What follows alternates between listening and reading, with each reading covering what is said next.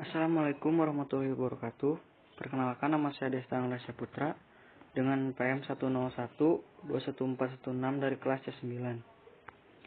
Di sini saya akan menjelaskan materi UTS yaitu Marifatul Insan. Yang pertama, saya akan membahas hakikat manusia.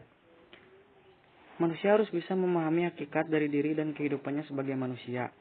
Hal ini penting agar manusia itu dapat bertindak adil terhadap diri maupun orang lain dan juga makhluk-makhluk lainnya. Hakikat-hakikat manusia yang harus dipahami antara lain: yang pertama, manusia adalah sebagai makhluk. Yang kedua, manusia adalah sebagai yang dimuliakan. Yang ketiga, manusia adalah sebagai mukallaf. Dan yang keempat, hakikat manusia adalah mendapat balasan. Manusia sebagai makhluk yang bebas memilih, pastilah ia memiliki konsekuensi terhadap apa yang ia pilih. Orang beriman dan mematuhi semua perintah dan larangan Allah, maka Allah akan membalasnya dengan surga.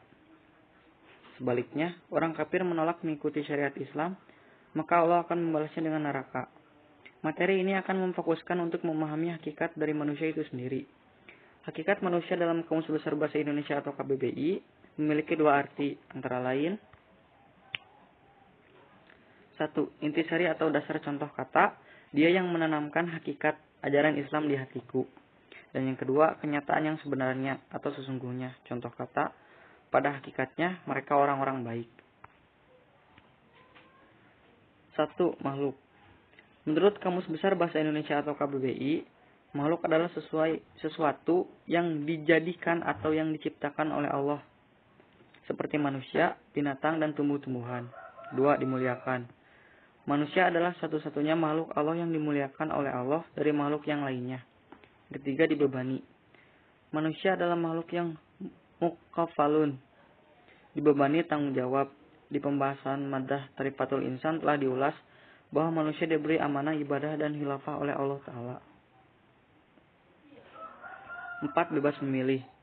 Manusia adalah makhluk yang mukhayyarun, diberi pilihan oleh Allah Ta'ala apakah memilih al-iman atau al-kufru. 5. Balasan atau pertanggungjawaban. Setiap perbuatan pasti akan mendapat balasan atas apa yang ia telah perbuat. Maka hendaklah manusia dapat memilih apa yang ia akan lakukan. Lanjut ke Tokatul Insan atau potensi manusia. Menurut Kamus Besar Bahasa Indonesia, potensi adalah kemampuan yang mempunyai kemungkinan untuk dikembangkan, kekuatan, kesanggupan, dan daya. Manusia menurut KBBI adalah makhluk yang berakal budi, mampu menguasai makhluk lain. Dapat disimpulkan, potensi manusia adalah sesuatu hal yang memungkinkan seseorang dapat mengembangkan kekuatan, kesanggupan, dan daya.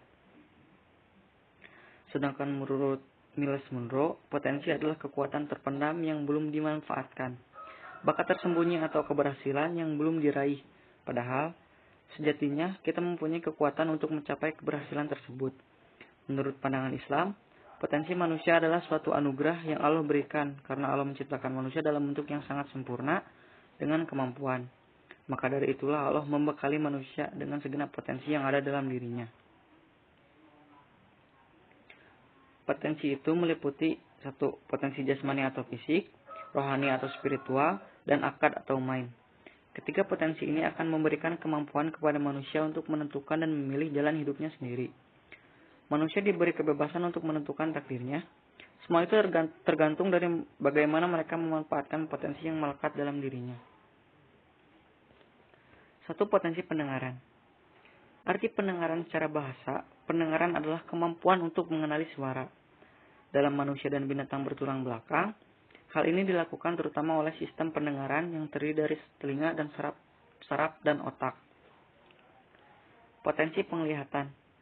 Penglihatan adalah kemampuan untuk mengenali cahaya dan menafsirkannya, salah satu dari indera. Alat tubuh yang digunakan untuk melihat adalah mata. Potensi penglihatan manusia itu sangat besar. Manusia memiliki kemampuan luar biasa untuk membedakan berbagai macam objek, sehingga lahir penafsiran dari hal yang mata lihat. Potensi hati. Hati menurut sains merupakan sebuah kelenjar yang terbesar di dalam tubuh manusia. Hati terletak di dalam rongga perut sebelah kanan, tepatnya di bawah diafragma. Berdasarkan fungsinya, hati juga termasuk sebagai alat ekskresi. Nafsul insani atau jiwa manusia. Nafsul insan mempunyai dua kata, yaitu nafsu dan insan. Nafsu berarti sebuah perasaan atau kekuatan emosional yang besar dalam diri seorang manusia. Sedangkan insan berarti manusia atau diri sendiri. Secara bahasa, kata nafsu berasal dari bahasa Arab, yaitu nafsun atau kata mufrad. Jam'annya absun atau nafusun.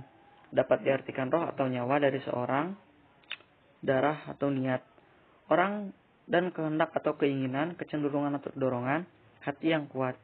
Sedangkan secara istilah nafsu adalah latifah, sesuatu yang lembut pada diri seseorang yang menimbulkan keinginan seseorang atau dorongan-dorongan hati yang kuat untuk memuaskan kebutuhan hidupnya, baik kebutuhan rohani maupun jasmani. Misalnya, keinginan minum, maka disanjung, dihargai, dan sebagainya. Karena itu sering disebut dengan hawa nafsu. 2. Nafsul insan atau jiwa manusia. Sebagai seorang manusia, kita sudah sepantasnya memahami apa itu arti nafsu atau jiwa. Di dalam diri kita itu terdapat nafsu yang mana nafsu tersebut tergolong ketiga nafsu, yaitu nafsu mutmainah, nafsu lawa'amah, dan nafsu amaroh. Dengan adanya nafsu tersebut, seorang manusia bisa menjadi mulia dan hina, tergantung bagaimana cara dia mengendalikan nafsunya. Sekian materi dan penjelasan dari saya. Akhirul kalam.